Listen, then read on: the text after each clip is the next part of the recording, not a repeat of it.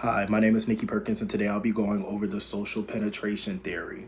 So, the social penetration theory is a communication theory that is about a personal relationship that develops over time. We all have personal relationships, from friendships to family members to meeting new people, such as coworkers or classmates that we meet in class. The theory suggests that when people build relationships, they move from the surface level to a deeper level of communication.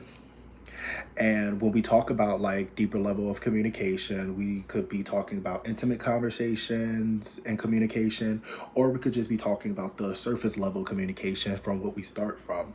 This leads me to start talking about the multi-layer onion for this theory. So the multi-layer onion was constructed by Altman and Taylor. It's basically the layers representing the deeper level of the self. So you have your outer layer, which talks about which is just the surface layer of how you meet somebody. So, say for instance, you are starting a new job and you just want to have small talk with a coworker during a lunch break. So that will be sharing information such as favorite movie, maybe similar likings, your age, or where you went to like college at.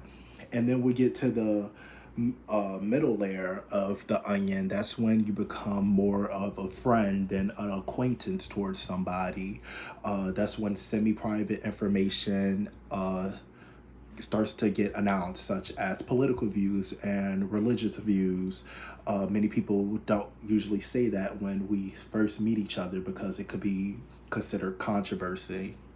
And then we talk about the more inner parts of yourself is going to be the core layer. Now, this is information that you would share with somebody that you really trust, such as a family member or best friend or maybe a significant other.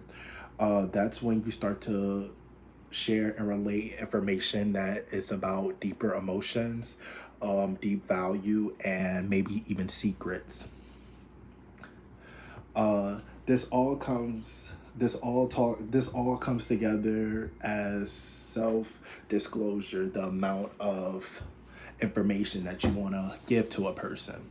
So when we're talking about our self disclosure, we also have to talk about depth.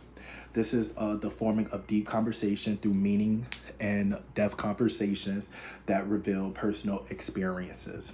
So this is a part that is the hardest for people to talk about because, um, sorry, this is the hardest for people to talk about because most people don't like don't like, how do I say it?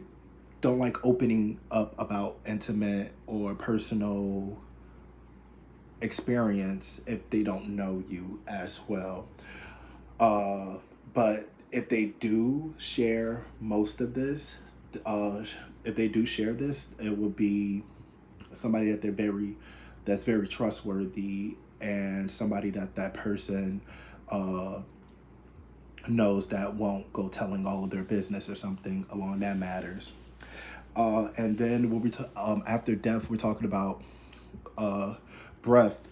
That's when covering a wide range of topics, but not going as deep as you would with depth.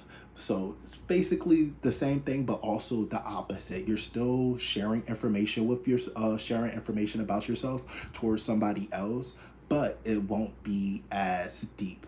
So, like, a good example is if you have a classmate and you're working on a project with each other, you'll talk about things like filler information so that you guys it's not too awkward. So y'all start to talk about football, sports, food, drinks, TV shows, stuff along that matter. You might even say, yeah, I went out with my friends Saturday, but you wouldn't tell them that you had too much to drink with your friends. You know what I mean? Um, so in my paper, I went over this theory and I talked about these key details to this theory. And then I told a story about how I was coming in from a new school, coming in from a public school, going to a new school in Metairie, a private school. I grew up lower income, but I got a scholarship to go to a private high school in Metairie, so it was a big change. And when I got there, I didn't really connect with the kids that were in the classroom, but I connected more with the kids from my football team because I play football. So that's when the theory really comes into play. It's also another factor when it comes to things like this is the I'm sorry is the entitled attraction. So that is like physical appearance, common background, and shared interest uh, that people may have towards each other to make them talk and open up more towards each other. So I am African American and my school was predominantly white. So when I were to talk to my classmates, the conversation would go a little bit differently because we have different backgrounds, culturally different backgrounds. So conversations wouldn't get as broad or as deep. When I would talk to them, we'll just be talking about regular stuff like sporting events or you going to the football game and things like that. But my football counterparts, we shared a lot of similar interests. We were all from lower parts of New Orleans. We were all here on scholarships. We all like football. So we started to talk about more meaningful and having more deep conversations with one another. And those conversations will talk about girlfriends, talk about grades, and then those led to us hanging out.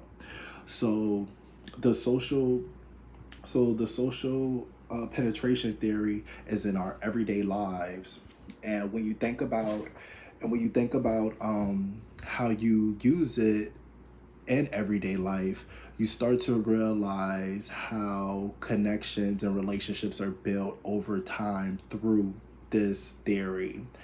And that's all I have for you. Have a nice day.